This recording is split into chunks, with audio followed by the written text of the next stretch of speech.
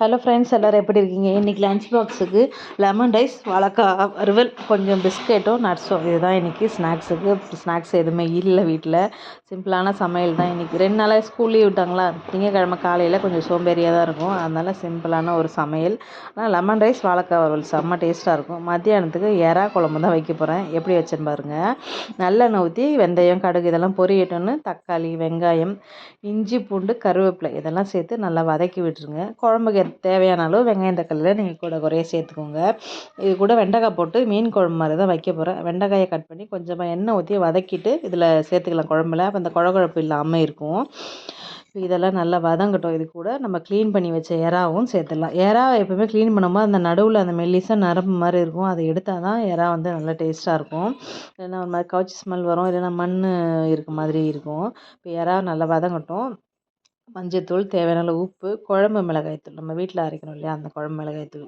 எப்பவுமே நான்வெஜ் குழம்புக்கு கொஞ்சம் காரம் தூக்கலாக இருந்தால் நல்லா டேஸ்ட்டாக இருக்கும். புளியும் கரைச்சி ஊற்றி நல்லா கொதிக்கட்டும்.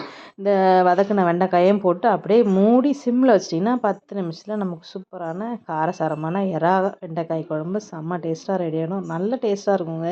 எறா வாங்கினா எப்பவுமே ஃப்ரை, இந்த தொக்கு அதை மாதிரி தான் செய்வோம். இந்த மாதிரி குழம்பும் வச்சு பாருங்கள், மீன் குழம்பு டைப்பில் அவ்வளோ டேஸ்ட்டாக இருக்கும்.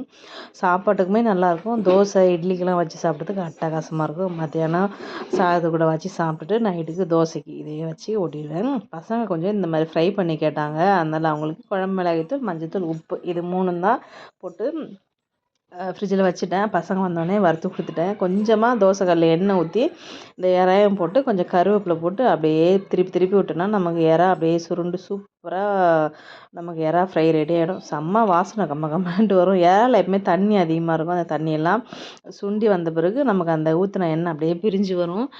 இந்த மாதிரி செஞ்சு கொடுங்களேன். 1 கிலோ எறானா கூட ஒரே ஆள் சாப்பிட்றலாம். அவ்வளோ டேஸ்ட்டாக இருக்கும். அப்படியே வறுக்கும்போதே வாசனை கம்ம கம்மன்ட்டு வரும். உங்களுக்கு யாருக்கெல்லாம் எறா பிடிக்கும் மறக்காமல் கமெண்ட் பண்ணுங்கள். குழந்தைங்களுக்கு கண்டிப்பாக ரொம்ப பிடிக்கும். ஓகே, பாய்.